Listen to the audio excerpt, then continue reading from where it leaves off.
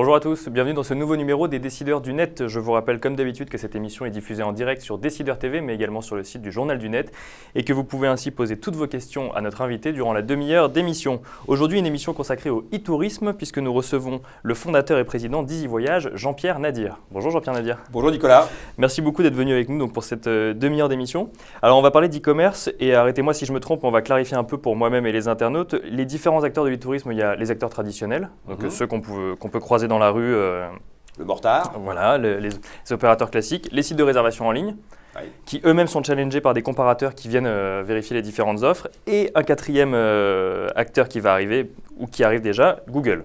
Oui, on peut résumer ça comme ça. Ceci étant, on peut aussi dire qu'il y a un moteur de recherche en fait, qui est la porte d'entrée sur le web, qui est Google, et qui vaut en fait pour tous les secteurs. Et ensuite, il y a des infomédiateurs, des comparateurs de prix, des agences en ligne, des tours opérateurs et des producteurs si on considère les hôteliers et les compagnies aériennes. Voilà grosso modo la cartographie de la chaîne de valeur du tourisme. Et alors Easy Voyage, il se situe où par rapport à... Nous on est clairement donc une porte d'entrée, on est un infomédiateur, c'est-à-dire qu'on ne prend pas l'argent des clients, on leur apporte que les informations en essayant donc d'englober le plus largement possible à la fois les offres et les infos sur les pays et les produits. Alors c'est une aventure qui a commencé dans les années 2000, je crois que le site a 12 ans maintenant. Easy Voyage aujourd'hui on en est où ? On en est donc depuis maintenant 3 ans à une position européenne assez forte, puisqu'on est dans le top 5 européen de l'infomédiation. Donc encore une fois, tous ces sites qui sont non marchands et qui vont de TripAdvisor à Easy Voyage en passant par Kayak ou le guide du routard. Donc on est tous des portes d'entrée pour informer l'internaute voyageur, le candidat au voyage. Donc on est dans les 5 premiers européens depuis ce que je disais depuis 5 ans, dans une logique quand même plutôt défensive, parce que depuis 3 ans c'est très compliqué de faire de la croissance. Donc on a vécu de très belles années pendant 10 ans. Et puis, je dirais que le e-tourisme, c'est devenu du tourisme. Et donc, maintenant, on a été rattrapé par les problématiques de nos camarades du Mortard, c'est-à-dire la panne de croissance, la contraction de la consommation. Donc, moins de croissance maintenant, pas encore cette année, sûrement pas l'année prochaine ? Alors, en tous les cas, le marché, lui, vous l'avez noté, aujourd'hui, si on prend les chiffres de la FEVAD, on serait à plus 3% en 2013 et on serait autour de 0, voire même négatif en 2014. En général, quand on dit 0, c'est qu'on est négatif. En 2015, on peut dire que le premier semestre va être très compliqué, de manière évidente. Les Français n'ont pas d'argent, il y a une panne très clairement d'ambition, en tous les cas d'optimisme en termes de consommation. Donc ça joue énormément. Et le voyage est en général un des budgets qu'on supprime assez facilement, parce qu'il n'y a pas d'obligation à voyager, même s'il y a une nécessité à s'aérer l'esprit, il n'y a pas d'obligation. Donc on peut dire que le premier semestre risque d'être difficile, et on espère tous qu'à partir de l'été ou de septembre, en tous les cas, il y a un début de reprise, et puis qu'en 2016, on reparte vers des croissances conséquentes, c'est-à-dire au moins autour de 5, 6, 7%. Et comment on réagit alors face à ce marché qui ne bouge pas quand on est entrepreneur, justement, dans les comparateurs de voyage ou dans l'infomédiateur de voyage exactement ? Oui, on s'adapte, si vous voulez. Pendant des années, on a fait les malins à expliquer qu'on faisait des plus 20, des plus 30, quand ce n'était pas des plus 100%. Bon, très bien. Ça, c'était formidable. On était porté par une vague. Donc, en fait, c'est un peu comme le surf. Tu viens avec ta planche et puis en fonction des vagues, tu es plus ou moins porté. Aujourd'hui, il n'y a plus de vent, il n'y a plus de vagues, c'est la pétole. Et donc, les bons marins, ils se voient dans le gros temps et aussi dans le petit temps. Donc, on fait avec. C'est-à-dire qu'aujourd'hui, très clairement, Easy Voyage, ça fait 3 ans qu'on n'est plus en croissance. Donc, on fait un chiffre d'affaires quasi identique. Donc, on est sur un périmètre qui est maintenant relativement figé autour de 23-24 millions d'euros de chiffre d'affaires en Europe, ce qui est important pour un infomédiateur, mais ce qui ne bouge plus. Donc on est moins sexy, puisque évidemment les financiers plébiscitent la croissance. Par contre, nous, on est une boîte solide qui fait des résultats conséquents. On fait entre 3 millions et 6 millions d'EBITDA chaque année. Donc on est parti de 6 et maintenant on est plutôt à 3 de manière évidente. Mais on fait de la résistance, et de la résistance active, puisqu'on en profite pour développer des services additionnels et continuer à construire le concept et le modèle.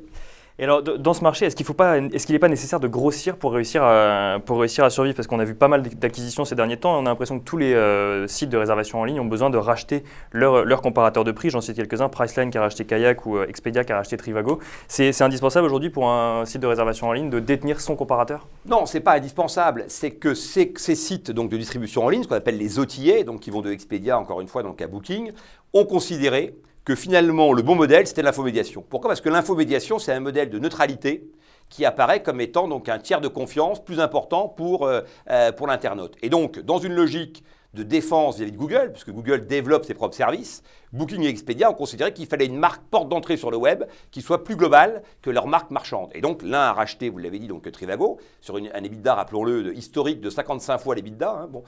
Et l'autre avait acheté à 25 fois, donc c'était des fois moins cher, enfin c'était quand même déjà pas mal. Donc ça c'est Priceline qui a racheté donc Kayak. Ensuite, vous avez un modèle européen, parce que les Européens, qu'est-ce qu'ils font? Ils regardent les Américains, on leur dit il faut faire pareil, donc ils font pareil. Donc Odigeo, qui est rentré en bourse, s'est dit je vais racheter un comparateur pour faire comme mes camarades, comme mes grands frères. Donc, et donc il a acheté Iligo. Et puis Bravofly, donc s'est dit si Odigeo le fait, moi aussi, il a acheté Jetcost. Donc vous avez raison. Aujourd'hui, il y a un mouvement des marchands qui rachètent des comparateurs. Et moi, je pense que c'est très mauvais, parce que je pense que pour le consommateur, un comparateur, ça doit comparer, et pour comparer, il faut être indépendant. Il faut être neutre, évidemment, parce que sinon, si chaque société a son comparateur, est-ce qu'on va voir fleurir des comparateurs de comparateurs pour être sûr que le prix est vraiment le bon? Moi, je vais vous dire, il faut que la DGCCRF, qui passe son temps effectivement à embêter les gens, donc sur des petits problèmes à la noix, de savoir si le gars avait mis la virgule derrière comme il fallait ou pas, se prenne en main ce problème. Aujourd'hui, il y a un décret de loi qui est en train d'être travaillé donc, par la DGCCRF et par l'ensemble donc, des intervenants au niveau de la comparaison et du e-commerce, sous la houlette de la FEVAD d'ailleurs, donc, pour définir donc, les obligations d'un comparateur. Moi, je pense qu'il faut aller plus loin et qu'il faut définir un statut du comparateur. Un comparateur, c'est quoi? J'écoutais donc votre confrère Dominique Seux sur France Inter hier matin, qui nous expliquait que GoVoyage était un comparateur, Opodo un comparateur, etc. C'est pas vrai, il n'a rien compris le pauvre homme, il faut lui expliquer que ça, ce sont des marchands, ce sont des gens qui prennent l'argent des clients et qui vendent des billets d'avion. On n'est pas comparateur quand on est marchand. Et je vais vous dire on plus. On ne peut pas vendre et comparer. Mais non, forcément, puisque si tu veux, tu es jugé parti. Quand tu es vendeur, qu'est-ce que tu fais? Toi, on voit que tu es un garçon épanoui qui a dû faire des stages dans le commerce. Et quand tu es dans le commerce, qu'est-ce que tu fais? Tu pousses tes produits à forte marge, évidemment. Tu dis pas au gars, chez celui-là, je gagne rien dessus, donc, mais ça me fait plaisir de vous rendre service. Donc, tu dis au gars, le meilleur produit, c'est celui-ci sur lequel tu as 20%, évidemment. Et donc je vous dire là-dessus. Plus en avant les trucs d'Expedia, par exemple. En tous les cas, c'est évident que Expedia ne l'a pas acheté pour la dimension poétique et romantique qui se dégageait de la relation avec Trivago. On s'en doute bien, tout ça, effectivement, c'était que du business. Et je vais plus loin. Je pense que qu'est-ce qui nous fait du tort aujourd'hui? Je pense que le comparateur de Leclerc nous fait du tort parce que clairement, on peut pas là encore dire je compare alors qu'en fait, tu choisis le panier que tu vas comparer, etc. Un comparateur, ça compare tout de manière transparente et si c'est pris en défaut, ça doit en payer les conséquences. C'est ce qu'on a fait nous, donc avec la garantie du meilleur prix. Voilà, un comparateur, il mouille le maillot, le gars, il s'engage, voilà.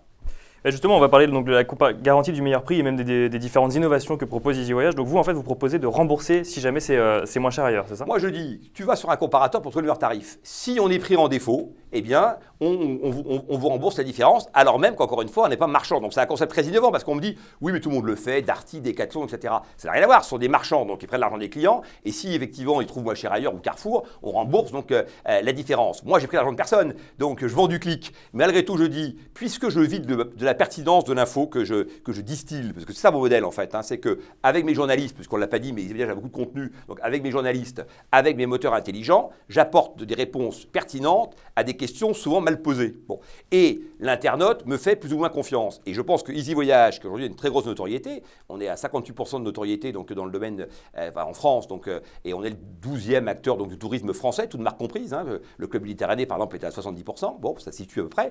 EasyVoyage doit devenir un label, doit devenir une garantie. Lorsque je donne une info, eh bien l'internaute se dit c'est vrai parce que c'est Easy qui me l'a dit. Voilà. Et pour ça, il faut payer le prix évidemment donc de c'est faux, tu t'es trompé, tu payes le prix. Et moi je pense que les conseilleurs doivent devenir les payeurs lorsque leur conseil n'est pas bon. Quand tu vis d'un conseil, eh ben, tu dois être associé au conseil. Donc vous garantissez les prix les plus bas, vous faites de la création de contenu, mais alors vous avez quand même développé quelque chose que je trouve assez fort, c'est prévoir les prix à l'avance. Ça fait partie exactement de la même chose. C'est-à-dire qu'un marchand n'ira jamais te dire que le prix est trop élevé et qu'il va baisser dans les 15 jours à venir. Puisque, évidemment, donc, son ambition, c'est de te vendre encore une fois donc, le prix le plus élevé possible. Nous, comment on fait pour prévoir les prix alors? Là, c'est du big data. Hein, c'est très clair. C'est-à-dire qu'on a fait du big data donc, avant l'heure. Donc, on a 2 gros serveurs. On a toutes les données historiques sur 3 ans. Et puis, on a fait des algos qui permettent donc, de prévoir les prix et de prévoir surtout donc, la hausse ou la baisse. Parce que 80% des gens qui vont sur un moteur aérien sont confrontés à une problématique qui est de se dire est-ce qu'il faut l'acheter maintenant ou est-ce que je dois attendre? Alors, il faut dire aux gens que 70% des cas, il faut acheter maintenant. Voilà, déjà, on le sait. Voilà. Statistiquement, il faut acheter tout de suite parce que les prix ont tendance à monter. Mais 30% des cas, les prix baissent. Et donc, il faut le savoir. Et c'est ce qu'on essaye de faire en informant l'internaute. De manière à ce que l'internaute se dise, grâce à Easy, j'ai trouvé le meilleur prix. Alors, ils se demandent s'il faut acheter maintenant ou plus tard, mais il y a aussi des internautes qui se demandent s'il faut acheter sur un ordinateur ou sur un autre avec ce qu'on a entendu parler de ce qui s'appelle l'IP tracking, Ouais. à savoir est-ce qu'on ne va pas m'augmenter les prix systématiquement si je vais plusieurs fois sur un site. Comment se positionne EasyVoyage par rapport à ça? C'est quelque chose que vous avez remarqué? Non, moi j'y crois pas du tout. Alors je suis intervenu plusieurs fois dans ce débat-là sur l'IP tracking, donc j'y crois absolument pas. Je pense que l'IP tracking c'est un faux procès qu'on a fait aux marchands, parce que effectivement c'est possible de faire ça, mais ça concerne 3 marchands et 4 billets d'avion. En aucun cas c'est une dimension industrielle. Pourquoi? Parce que d'abord, tous les journalistes qui ont fait donc, des grandes émissions sur le sujet n'ont jamais réussi à le démontrer. Donc en prenant 2 ordinateurs finalement. Ce qui se passe, c'est que évidemment il y a des problématiques d'évolution de prix, et donc l'internaute est parfois un peu désemparé pour 2 raisons. La première, c'est qu'il y a des prix qui, encore une fois, les marchands vont pas forcément checker la disponibilité en temps réel. Ils ont ce qu'on appelle du cache, donc ils vous sortent l'information qui date des fois de 10 minutes, et en 10 minutes, s'il reste 3 sièges, ils ont pu disparaître. Donc il est vrai que des fois, c'est déceptif parce qu'on pense qu'on a trouvé un très bon prix, et malheureusement quand on clique, on n'arrive pas à avoir donc, le prix en question. Ensuite, donc, les prix, c'est vrai, varient. Le yield management fait qu'aujourd'hui, donc en temps réel, les prix évoluent. Et donc, Ils ont eux-mêmes des algorithmes en fait, qui font évoluer les prix exactement. et on répond Mais avec c'est des pas lié au algorithmes nombre de fois où tu qui vas, parce que prévoient. si c'était le cas, moi je pense que l'IP tracking, ça devrait être l'inverse. C'est que quelqu'un qui est venu chez moi, qui a vu un prix, qui est reparti et qui revient chez moi, c'est que donc il vient chez moi parce qu'il a trouvé que mon prix était le meilleur, je ne vais pas l'augmenter pour qu'il reparte chez quelqu'un d'autre. Donc évidemment, au contraire, même j'aurais même tendance à lui tirer 2 euros moi, de moins si je voulais booker. Et le plus important donc, dans nos métiers, c'est look to book. C'est la différence entre les gens qui rentrent et les gens qui achètent. Et donc ce qu'il faut faire, c'est plutôt l'inverse. C'est plutôt faire en sorte que le maximum de gens achètent. Et donc pour ça, tu auras intérêt à baisser tes marges. Alors Google maintenant, comment est-ce qu'on voit donc Google a lancé Google Flight Search, donc un système en fait qui c'est un comparateur, c'est le comparateur de voyage de Google. On a parlé des services innovants d'EasyVoyage, c'est en prévision de l'arrivée de Google. Comment est-ce qu'on voit l'arrivée de Google en France? Oui, bah, moi c'est très clair que je me bats Enfin, de contre. Google Flight Moi, Search, pardon. moi, je fais avec et contre de manière extrêmement évidente. Donc Google a lancé d'abord Hotel Finder, puis Google Flight Search. Alors d'abord il a racheté un GDS, donc un GDS c'est la brique où il y a toutes les informations, et ensuite donc il développe son propre moteur. Jusque-là, moi je dirais, je ne trouve rien à redire. Google fait ce qu'il veut. La seule chose qui est très gênante, c'est que ce moteur maintenant prend toute la page. Et quand on tape vol Paris-New York, j'invite les gens qui nous regardent à le faire, toute la page est prise par Google. Donc on est passé en l'espace donc, de 5 ans, de 30% de la page qui était prise par Google pour vendre donc, de la pub, il faut bien vivre, et 70% qui était du SEO, donc travail naturel. Aujourd'hui, on a complètement inversé les deux, et surtout les 30% de SEO sont complètement en bas, personne ne les voit. Et donc là, il y a effectivement donc, un vrai problème. Donc aujourd'hui, il y a une action qui est menée au niveau de Bruxelles pour dire que là, il y a une iniquité dans la manière dont Google effectivement donc, affiche les résultats, parce qu'il nous explique qu'il a un algorithme qui est formidable et qui classe les gens. Et lui, quand c'est ses services à lui, elle n'est pas classée par l'algorithme. Donc déjà, il est toujours premier. Donc si tu veux déjà, pourquoi Dailymotion n'apparaît plus en France quand on tape une vidéo? C'est quand même aberrant. Quand ils ont racheté YouTube, Dailymotion était premier. YouTube n'existait pas. Ils l'ont mis 5e, puis ils ont mis YouTube 2e, Dailymotion premier, puis ils ont inversé les deux, puis Dailymotion est passé 6e, et maintenant il est en page 2. Bon, page 2 dont on sait qu'effectivement on pourrait y planquer un cadavre, que personne ne le verrait, parce que personne n'y va sur la page 2. Donc il y a un vrai problème là, philosophique. On a laissé à un seul tous les pouvoirs, et maintenant il en abuse. Donc Et Google a des droits. Le législateur, il peut aider là-dessus? Oui, parce que n'oublions pas que si on prend par exemple le problème du navigateur, Google est devenu le premier navigateur, pourquoi? Parce que Bruxelles est intervenu auprès de Microsoft pour ouvrir le débat. Sinon, aujourd'hui, il n'y aurait que IE.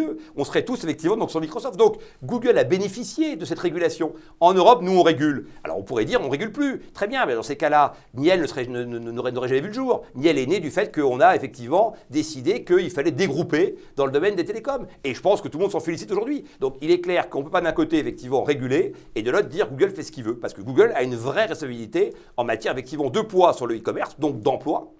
Aujourd'hui, il y a des écosystèmes entiers qui dépendaient des moteurs de recherche, du moteur de recherche et qui ont tendance à disparaître. Beaucoup d'économistes ont même chiffré à entre 25 000 et 250 000 emplois qui pourraient être perdus. Et puis surtout, on n'arrive pas à faire des champions français parce qu'à partir du moment effectivement, où la porte d'entrée est contrôlée par un seul, c'est lui qui décide de qui gagne et qui perd. Et manifestement, ce n'est pas les Français qui gagnent. Et comment on s'organise pour résister? Alors, est-ce que vous, enfin les comparateurs, faut être bon? Oui, bien sûr. À la fois, il faut se battre pour qu'on régule, très clairement. Et puis de l'autre côté, ma mission d'entrepreneur, c'est pas de faire du juridique, c'est évidemment d'être bon. Et donc bon, parce que j'aurai des services additionnels qui vont plaire à l'internaute et que Google n'aura pas. Encore une fois, on l'a dit, garantie du meilleur prix. Je doute que Google se lance là-dedans. Deuxième élément, donc on visite nous les hôtels et mes experts journalistes mettent des notes qui sont des notes professionnelles avec des fiches très bien foutues. Et donc ça, c'est aussi un domaine assez exclusif pour EasyVoyage. D'ailleurs, ce label EasyVoyage commence à être pris. Et puis Look Voyage, par exemple, l'utilise sur son propre site. Et puis troisième élément, donc là, par exemple, on va noter les marchands. Donc on va dire donc à l'internaute, eh bien, tel marchand est un marchand de confiance, et donc tu peux y aller. Et là encore, s'il y a un problème, eh bien, Easy Voyage sera à tes côtés pour t'aider. Et puis après, on a des services additionnels comme le forum où on répond sous 24 heures. Nos journalistes sont dans les starting blocks permanents pour répondre aux internautes. Et on a développé une communauté donc, d'experts du voyage, donc de membres, à qui on remet des points en fonction de leur partage d'expérience. Et ces points leur permettent d'avoir des avantages. Et donc là, on essaie de créer un écosystème. Donc Google attaque avec sa technologie et on répond avec le contenu. C'est ça la marge de manœuvre qui permet de faire le contenu, l'expertise métier, c'est très important, hein, et l'interactivité, donc l'aspect communautaire. Voilà, bien sûr, parce que le voyage ne veut pas être que technologique. Parce que si c'est que de la technologie, c'est perdu. Justement, l'aspect communautaire. Alors, on a vu aussi que ce secteur été en mutation avec la consommation collaborative. Ouais. Hier, on prenait un train, un avion et ensuite on allait dormir à l'hôtel. Aujourd'hui, on partage une voiture et ensuite on va dormir chez des gens. Bon, alors c'est peut-être pas ça vous touche peut-être un peu de manière différente parce qu'on peut pas encore partager son avion. Mais comment est-ce que les comparateurs ou les infomédiateurs se lancent dans l'économie collaborative ? D'abord en l'intégrant, nous on a intégré donc légèrement mais un petit peu quand même Blablacar, hein, donc qui est maintenant le modèle absolu, quoi. Tout le monde, quand tu veux parler d'une réussite, donc il faut dire Airbnb ou Blablacar, c'est les mots magiques, hein. Bon, donc ça durera ce que ça durera, mais enfin en tous les cas, donc c'est clair qu'ils ont ouvert une voie qui est extrêmement intéressante et qui maintenant donc se décline sur tous les secteurs. Donc déjà, donc la réponse c'est en intégrant. Donc nous on a intégré Bedicassa, on a intégré Window, et voilà. Donc cette dimension là donc est intégrée depuis déjà 3 ans sur Easy Voyage. Et puis, deuxième volet, à travers la communauté d'experts d'Easy Voyage, à travers ce programme de membres, on a une dynamique donc, individuelle qui est très intéressante et sur lequel on a pas mal d'idées pour justement, nous aussi, adapter le modèle à cet environnement parce que je pense que depuis longtemps, il y a quelque chose à faire dans le domaine du voyage de manière évidente. Il faut voir que le voyage a été révolutionné par le web, certes, mais avant ça par les low-cost. Bon, et que les low-cost aujourd'hui ont mis à portée d'aile donc, et de bourse donc bon nombre de destinations qui font que finalement c'est le prix qui te fait voyager parce que tu as une opportunité, que tu es à Limoges et qu'il y a un vol sur Édimbourg à 49 € et tu te dis putain pourquoi pas. Et à partir de là, il y a sans doute des services à développer autour de ça et on y réfléchit activement. Et l'internaute peut devenir comparateur lui aussi, par exemple, il peut dire attendez, j'ai trouvé tel prix ailleurs et donc apporter sa contribution au contenu d'un site. Ça, c'est une voie intéressante. Alors aujourd'hui, il y a une mode qui est de dire l'individu pourrait remplacer le comparateur. Je ne crois pas du tout parce qu'il n'y a aucune dimension industrielle là-dedans. Hein, donc, c'est pas deux mecs avec un laptop sur un canapé qui vont révolutionner. Voilà. Et en plus, on leur file 10% du gain. Donc, c'est-à-dire que le gars, il récupère 1,50 €. Donc, le modèle économique ne me semble pas des plus percutants. Voilà. Par contre, donc, ce qu'il y a de certain, c'est que effectivement, le modèle hybride peut effectivement avoir de l'intérêt, bien évidemment, de la techno et de l'humain. C'est le modèle Easy Voyage. Et alors, au niveau du mode de consommation, les consommateurs, qu'est-ce qui a changé ? Est-ce qu'aujourd'hui, la porte d'entrée vers un voyage, c'est forcément le comparateur ? Oui, enfin, dans tous les cas, c'est à 75% le web, et dans le web, c'est 80% qui passe par un infomédiateur. Encore une fois, moi, j'englobe TripAdvisor, les avis clients et la comparaison, tout ça, effectivement, marche ensemble, quoi. C'est quoi cette logique ? C'est une logique de réassurance, à la fois, donc, vue d'ensemble facile, et puis réassurance, qui étaient quand même deux éléments que le tourisme n'avait pas. Pourquoi le e-tourisme s'est développé aussi vite ? Parce qu'en fait, dans le tourisme, avant, c'était impossible d'avoir l'info. Il fallait faire 10 agences de voyage différentes, prendre les brochures et les comparer le soir venu, donc avec sa paire de ciseaux. Il fallait donc, pour avoir un avis, donc lire un vieux magazine de 50 millions de consommateurs, mais qui était dépassé déjà depuis belle lurette. Donc voilà, donc il n'y avait pas d'informations qui circulaient. Aujourd'hui, avec le web, tu as la vue d'ensemble complète et la réassurance. Et nous, c'est ça qu'on offre. Et je pense que cet élément de réassurance, une marque doit être une réassurance. Voilà. Et nous, c'est tout ce qu'on travaille pour devenir incontournable dans cet environnement et être une porte d'entrée, donc utilisée par le plus grand nombre. Et est-ce qu'on va vers une offre globale, c'est-à-dire qu'on offrirait le trajet, enfin on offre déjà le trajet, l'hôtel, le parcours sur place. En gros, est-ce qu'il faut capter l'internaute, l'amener sur son site et dire maintenant, tu as tout à disposition ? En tous les cas, c'est ce que veut faire Google. Google, ce qu'il veut faire, on est passé d'un modèle très ouvert où on surfait sur tout le web à un modèle fermé où il met ses propres services en avant, donc au détriment de tous les autres. Donc bientôt, il n'aura même plus besoin de crawler le web puisqu'il aura tout donc, chez lui. Donc lui, il t'enferme dans 4 murs, aux quatre coins desquels tu te cognes. Donc voilà, nous, on essaye effectivement d'être le plus pertinent possible, donc d'apporter toutes les réponses dans un domaine donné, unique, qui est le domaine effectivement du voyage, encore une fois, en apportant encore une fois donc plein d'outils, plein d'éléments pour que le voyageur puisse se prendre la bonne décision, sachant effectivement donc que ce combat-là, il passe par bien certes l'expertise, certes les contenus, certes la techno, aussi effectivement donc évidemment le multi-device, hein, puisque ça c'est aussi une révolution dans le e-tourisme, c'est le fait que maintenant tu es passé d'un grand format à un tout petit et que l'expression dans le tourisme sur un petit format est quand même plus compliquée. Alors aujourd'hui, la menace si je peux m'exprimer ainsi, pour l'écosystème actuel, c'est Google. Est-ce Oui. qu'on ne peut pas s'attendre à ce qu'un autre géant vienne marcher sur ces plates-bandes aussi? Si. D'ailleurs, tu as raison. C'est-à-dire que la menace, pourquoi? Encore une fois, c'est pas Google en tant que tel. C'est le fait qu'un seul acteur puisse décider de la répartition du trafic et donc du booking et donc du chiffre d'affaires généré. Dans les GAFA, puisque c'est à eux, je pense que tu fais allusion, on peut dire que Facebook ou Apple ont aussi une possibilité donc, de prendre la main. Facebook, de manière très claire, donc, avec sa communauté, et on sent bien que le voyage les titille et que tôt ou tard, donc, ils développeront des services autour du voyage. Eux, ils savent où on voyage. Ils ont juste à se connecter. Eux, ils savent où tu voyages, ils savent ce que tu aimes, ils connaissent tes réseaux, ils connaissent même ton profil, ton statut, et très bientôt, ils connaîtront ton compte bancaire, puisqu'ils sont tous banquiers, parce qu'en plus, évidemment, l'évolution de tout ça, c'est qu'en plus, voilà, et donc ils auront tout, et ils auront tout sur mobile. Donc en plus, très facile, effectivement, donc, de te contacter. Donc c'est clair qu'ils proposeront un certain nombre de modèles, et puis de côté, tu as Apple Store, hein, qui évidemment donc, peut tout à fait, Apple avec iOS et effectivement donc, le Store, qui peut évidemment donc, devenir un compétiteur intéressant. D'ailleurs, ils réfléchissent à développer un système de conciergerie basé sur la même chose. Donc ils proposeront des paiements en 3 fois, en 4 fois, sur des produits qui te correspondent, parce qu'ils auront considéré que tu étais parti l'année dernière à Punta Cana, et que cette année, Cancun tirait bien au teint. Donc finalement, il y a encore pas mal de choses à voir dans ce secteur. On va parler un peu de l'entrepreneur maintenant. Ceci étant, moi, si les trois y vont, je serais très content parce que justement, il y aura un rééquilibrage naturel. Hein. Ce qui est important, c'est qu'il n'y ait pas qu'un seul qui décide. Voilà. Et comment, justement, parce que Easy Voyage est gros, mais ne peut pas non plus se comparer aux géants. Comment est-ce qu'on se situe si jamais il y en a 3 qui sont sur le marché? Est-ce qu'Easy Voyage a envie de s'adosser à un gros groupe, par exemple, de continuer à être indépendant? Oui, enfin, la logique voudrait qu'on continue d'être indépendant, adossé à un gros groupe. Parce que ce qu'il faut, c'est de réunir les meilleurs des deux mondes. Aujourd'hui, on est le dernier indépendant donc européen. Quand je parlais des 5, on est le seul qui n'a pas fait une opération donc, depuis 3 ans. Européen, c'est parce que vous êtes en Espagne, en Italie, en Allemagne, au Royaume-Uni et en France. C'est ça, exactement. Donc on s'appelle les Big Five. Hein. Et donc nous, notre dernière opération donc, date de 2009. Donc ça fait maintenant 4 à 5 ans qu'on n'a pas fait d'opération financière. Et c'est clair que m'adosser à un OTA, ça n'a jamais été ma volonté. Parce que je considère qu'effectivement, encore une fois, pour être un bon comparateur, il faut être indépendant donc, des marchands. Par contre, donc m'adosser à un environnement donc, économique qui nous permettrait de bénéficier d'un bassin d'audience, par exemple, plus large, me semblerait tout à fait donc, intéressant pour le futur. Parce que c'est vrai que dans ce combat-là, quand on voit en plus, qu'on en voit encore dit, mais que des Trivago ou des Kayak investissent 40 millions d'euros en brut, en télé, cette année, c'est vrai que le combat devient très compliqué. Et Easy Voyage, donc eux continuent à investir sur Internet ou on va aussi vers la télévision pour… On fait de la télé. On sort du online et on va vers le oui, ça fait déjà, online. Oui, ça fait 3 ans qu'on fait ça parce qu'on a besoin effectivement donc, de construire la marque, on a besoin donc d'aller chercher les internautes en dehors effectivement donc, du web, le web étant contrôlé par Google. Donc clairement, il faut faire… On en revient toujours, c'est le chat qui se mord la queue. Bon, alors, on va parler maintenant de vous, Jean-Pierre Nadir, maintenant de l'entrepreneur. Donc c'est Easy Voyage, c'est la 4e société que vous créez. Donc je rappelle, il y a eu une crêperie dans les campings en Bretagne, ensuite une société de livraison de pizza, puis le groupe de presse des éditions de demain. Donc les 2 titres. Ça monte en puissance. Là. Ça monte en puissance. Et enfin, Easy Voyage. Vous aviez l'intuition, en fait, donc je le rappelle, en fait, le groupe de presse des éditions de demain, il y avait le titre Voyager qui marchait très bien. Et c'est ce qui vous a donné envie, en fait, de créer Easy Voyage, c'est d'aller encore plus loin. Oui, alors il y a 2 choses. Il y a d'abord donc un constat à l'époque avec Voyager Magazine, donc j'avais atteint mon groupe de presse avait atteint un peu ses limites donc en termes de développement. Hein, donc je me suis adossé au groupe Aguesso donc à l'époque, premier acte.